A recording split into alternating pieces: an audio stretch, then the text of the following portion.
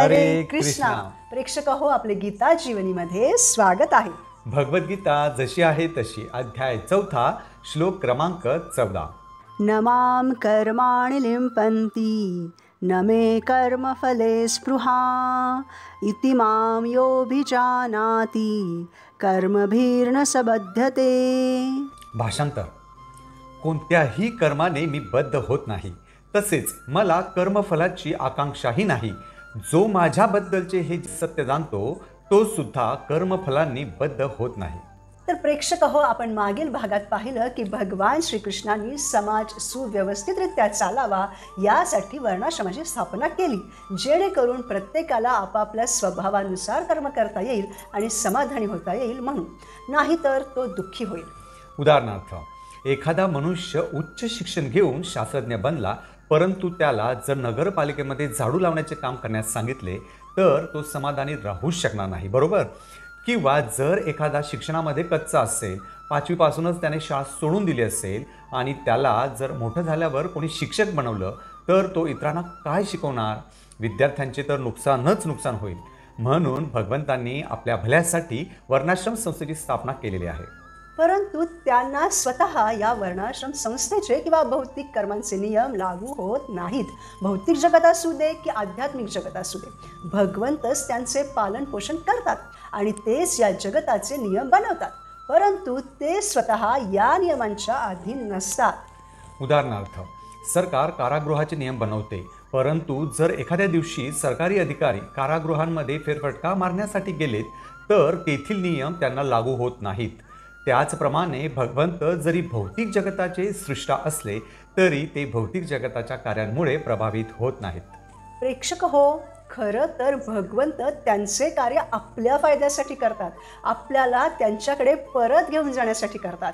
त्यासाठी ते या जगतामध्ये वेगवेगळ्या रूपामध्येही येतात. ते कधी ब्राह्मणाच्या रूपात, कधी क्षत्रियाच्या रूपात, कधी वैश्याच्या रूपात, कधी कासवाच्या रूपात, कधी सिंहाच्या रूपात, तर कधी माशाच्या रूपातही येतात. तसेच जेव्हा भगवंत या पृथ्वीतलावर येतात तेव्हा ते वेगवेगळ्या प्रकारचे कार्य करतात. कधी मुलगा म्हणून, कधी विद्यार्थी म्हणून, कधी भाऊ म्हणून, कधी नवरा म्हणून, कधी राजा म्हणून, कधी वडील म्हणून, तर कधी योद्धा म्हणून वेगवेगळ्या भूमिका ते पार पाडतात आणि कार्य करतात. परंतु आपल्या विविध अवतारांनी आणि व्यक्तित्वांनी भगवंत जी कार्य करतात त्या कार्यांनी ते कधीही प्रभावित होत नाहीत किंवा सकाम कर्मांद्वारे यशप्राप्ती करण्याची कोणतीही इच्छासुद्धा त्यांना नसते. त्यांना त्या कार्यांमधून कुठल्याही प्रकारचं भौतिक सुख उपभोगण्याचीही अजिबात इच्छा नसते. कारण भगवंत हे ज्ञान, वैराग्य, सामर्थ्य, यश, श्री व सौंदर्य या निरनिराळ्या शक्तींनी परिपूर्ण आहेत आणि म्हणून त्यांना बद्ध जीवाप्रमाणे भौतिक जगतात परिश्रम करण्याची मुळीच आवश्यकता नाही. भगवंत सृष्टीची निर्मिती करून सृष्टीपासून अलिप्त राहतात. भगवंत आणि इतर जीव समान नाहीत, ते सर्वांपेक्षा वेगळे आहेत. म्हणूनच जो बुद्धिमान मनुष्य भगवंतांच्या दिव्य कार्यामधील आणि बद्ध जीवाच्या कार्यामधील भेद जाणतो तो सुद्धा कर्मफलांनी बद्ध होत नाही. परंतु प्रेक्षक हो, आपण बद्ध जीव असल्यामुळे आपल्याला काहीतरी प्राप्त करायचे असते. या भौतिक संसाराचा भोग घ्यायचा असतो, म्हणून आपण कर्म करतो, नियंत्रक बनू इच्छितो आणि म्हणून आपण कर्मफलांच्या बंधनात अडकतो. उदाहरणार्थ, एक देश दुसऱ्या देशाला नियंत्रित करू इच्छितो, एक मनुष्य दुसऱ्या मनुष्याला नियंत्रित करू इच्छितो, त्यावर अधिपत्य गाजवू इच्छितो आणि त्यामुळेच तो दुःख भोगतो. प्रेक्षक हो, जीवन जगण्याचे 2 मार्ग आहेत. एक आहे वाईट मार्ग, म्हणजे दुसऱ्यांना नियंत्रित करणे. ज्याप्रमाणे एखाद्या ऑफिसमध्ये बॉस असतो तो इतर कर्मचाऱ्यांवर बॉसिंग करतो, किंवा घरामध्ये जे कुटुंब प्रमुख असतात ते इतरांना आदेश देतात, कारण ते कमवून त्या कुटुंबाचे पालनपोषण करीत असतात. म्हणून ते जबरदस्तीने सर्वांना स्वतःच्या नियंत्रणाखाली ठेवू इच्छितात. तर दुसरा मार्ग म्हणजे प्रेमाने सर्व काही साध्य करणं, इतरांवर प्रेम करणं, त्यांचा सन्मान करणं, त्यांच्या भावनांचा आदर करणं, त्यांची सेवा करणं. अशा वागणुकीमुळे आपण दुसऱ्याच्या हृदयावर राज्य करू शकतो. अशा प्रकारचे आधिपत्य हे चांगलेच आहे. उदाहरणार्थ, प्रभुपाद परदेशी गेले तेव्हा त्या लोकांनी विचारलं की तुम्ही येथे कशासाठी आले आहात? तेव्हा प्रभुपादांनी सांगितलं की तुम्ही तर सर्व भारताला लुटलं, परंतु भारताचे जे परमधन आहे कृष्ण प्रेम ते तुम्ही लुटू शकले नाहीत. आणि म्हणून मी ते तुम्हाला देण्यासाठी आलो आहे. आणि खरंच त्यांनी पूर्ण विश्वातील सर्व देशांमध्ये हरिनाम पोहोचविलं, कृष्ण प्रेम पोहोचविलं आणि त्यातील रहिवाशांचे हृदय जिंकले, त्यांची सेवा केली, सर्वांना कृष्णभक्ती प्रदान केली. अशा प्रकारे प्रभुपादांनी प्रेमाने सर्वांच्या हृदयांवर राज्य केलं. त्याचप्रमाणे भगवंतांनाही कोणीही जिंकू शकत नाही, परंतु तेही त्यांच्या भक्तांद्वारे प्रेमाने जिंकले जातात. म्हणून सर्वात प्रभावशाली अस्त्र कोणते असेल तर ते आहे प्रेम. परंतु प्रेक्षक हो, जे भौतिकवादी लोक असतात ते त्यांच्या हृदयांमध्ये कृष्ण प्रेम जागृत करूच शकत नाहीत. तर ते या भौतिक जगताच्या कार्यांमुळे प्रभावित होऊन इतरांवर, भौतिक जगतावर नियंत्रण करण्याचा प्रयत्न करतात. प्राकृतिक साधनांवर स्वामित्व गाजवण्याच्या या प्रवृत्तीमुळे ते कर्मफलात गुंतून राहतात आणि त्यामुळे ते दुःखी होतात. त्यांच्या या दुःखाला तेच जबाबदार असतात, भगवंत नसतात. उदाहरणार्थ, एखादा सिनेमाचा निर्माता आहे, तोच त्या सिनेमाची कहाणीही लिहित आहे, त्या सिनेमाचे डायरेक्शनही तोच करीत आहे आणि सिनेमा बनवण्यासाठी प्रोडक्शन म्हणजे लक्ष्मीही तोच पुरवित आहे. परंतु तो त्या सिनेमांमध्ये स्वतः नायकाचे किंवा नायिकेचे काम करत नाही, तर त्यासाठी तो इतरांना नियुक्त करतो. मग ज्या नायक नायिकेला नियुक्त केलेलं आहे ते त्या डायरेक्टरच्या सूचनांनुसार वागले तर त्यांना त्यांचं योग्य मानधन मिळतं. परंतु जर त्या नायक नायिकेनं त्यांच्यासोबत काम करणाऱ्या इतर सहकलाकारांशी व्यवस्थित वागणूक ठेवली नाही, त्यांचं शोषण केलं, तर त्याची शिक्षा त्या नायक नायिकेलाच भोगावी लागते. त्याची जबाबदारी ही डायरेक्टरची नसते. त्याचप्रमाणे भगवंत डायरेक्टर आहेत, भगवंतच कहाणी लिहिणारे आहेत, भगवंतच प्रोडक्शन करणारे आहेत, म्हणजेच लक्ष्मी लावणारे आहेत, कारण ते लक्ष्मीपती आहेत. आणि त्यांनी कहाणी लिहिली आणि आपल्याला त्यामध्ये काम दिलं की असं करा तसं करा. त्यांच्या सांगण्याप्रमाणे म्हणजे भगवद्गीतेप्रमाणे आपण आपलं पात्र साकारलं तर आपल्याला आपलं मानधन म्हणजे स्वतः श्रीकृष्ण आपल्याला त्यांच्या आध्यात्मिक जगतामध्ये, त्यांच्या नित्यलीलांमध्ये समाविष्ट करून घेतात. परंतु भगवंतांनी आपल्याला इतरांचं शोषण करण्यास सांगितलेलं नाही आणि तरी आपण तसं केलं तर मग आपल्याला त्याची शिक्षा मिळते. म्हणजे आपण पुन्हा या भौतिक बंधनांमध्ये अडकत जातो. या आपल्या चांगल्या किंवा वाईट वागणुकीची जबाबदारी भगवंतांची नसते.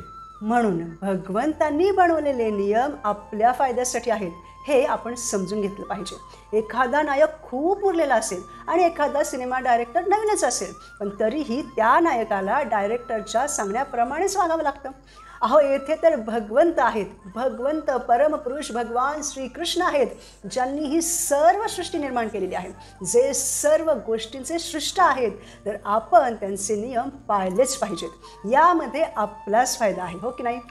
परंतु जे हे समजून घेत नाही ते सतत भौतिक कर्मांमध्ये आणि कर्मफलांमध्येच गुंतून राहतात आणि तरीही भोगच घेण्याच्या वृत्तीमुळे मृत्यूनंतरही स्वर्गीय सुखाचीही अभिलाषा करतात.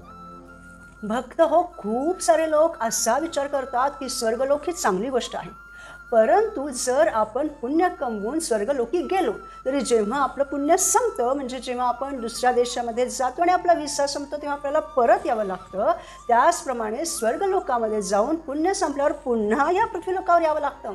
हे येणं जाणं चालूच राहतं आणि यामध्ये जर आपण कधी पाप केलं तर मग आपल्याला नरकातही जावं लागतं आणि मग खूप पतित जीवांमध्ये म्हणजे पशुपक्ष्यांच्या जीवनामध्ये जाऊन खूप त्रास सहन करावा लागतो. म्हणून बुद्धिमान व्यक्ती स्वर्गाची इच्छा करीत नाहीत. तर भगवंतांना मात्र ते स्वतःमध्येच पूर्ण असल्यामुळे तथाकथित स्वर्गीय सुखाचे मुळीच आकर्षण नसते. जे काही स्वर्गातील देवी देवता आहेत ते सर्व श्रीकृष्णांचे सेवक आहेत, दास आहेत आणि त्यांनी दिलेल्या सेवेमध्ये ते सर्व देवी देवता नियुक्त असतात. म्हणून जो बुद्धिमान असतो तो आध्यात्मिक जगतामध्ये गोलोकधामामध्ये जाऊ इच्छितो, स्वर्गाची कामना करीत नाही. त्यासाठी भगवंत या भौतिक जगामध्येही आपल्याला सुविधा उपलब्ध करून देतात. प्रेक्षक हो, परंतु आपण त्या सुविधांचा कसा उपयोग करतो त्यास भगवंत जबाबदार नसतात. उदाहरणार्थ, पाऊस येतो तेव्हा जमिनीतून पीक उगवतं. ज्या पिकाचं बीज जमिनीमध्ये पेरलेलं असतं तेच पीक उगवतं. म्हणून जर आपण गहू पेरला तर पावसामुळे गहूच उगवतो, म्हणजे पावसामुळे गहू उगवतं असं नाही, तर आपण जे पेरतो ते पावसामुळे उगवतं. बरोबर? त्याचप्रमाणे भगवंतांशिवाय हा संसार चालूच शकत नाही. परंतु आपल्या जीवनामध्ये जी सुखदुःख येतात त्याचे कारण भगवंत नसतात.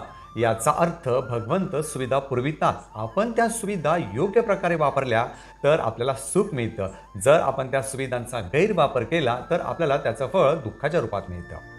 त्याचप्रमाणे भगवंत कोणत्याही जीवाबद्दल कधीही पक्षपाती नसतात. जीव स्वतःच्या कर्मासाठी स्वतः जबाबदार असतात. उदाहरणार्थ, आपण वॉशिंग मशीनमध्ये कपडे टाकले, त्यामध्ये डिटर्जंट पावडर टाकली आणि मशीन चालू केले. आता मशीन हे विजेच्या प्रभावामुळे चालते, बरोबर. जर आपण त्या मशीनमध्ये एक निळा आणि एक पांढरा कपडा टाकला तर मशीनमध्ये एकत्र धुतलं जात असल्यामुळं तो निळा कपडा थोडासा रंग सोडेल, म्हणजे त्याचा रंग फिका होईल. परंतु तो पांढरा कपडा आकाशी रंगाचा होईल, बरोबर. यामध्ये त्या विजेच्या प्रवाहाची काय चूक? त्याचप्रमाणे भगवंत त्या विजेच्या प्रवाहाप्रमाणे आहे, ते आपल्याला सुविधा पुरवितात. परंतु आपण कर्म जसे करतो त्याप्रमाणे आपल्याला त्याची फळं मिळतात. त्याला जबाबदार सुविधा पुरविणारे भगवंत नसतात. हे जो जाणतो तो मोक्ष प्राप्त करतो.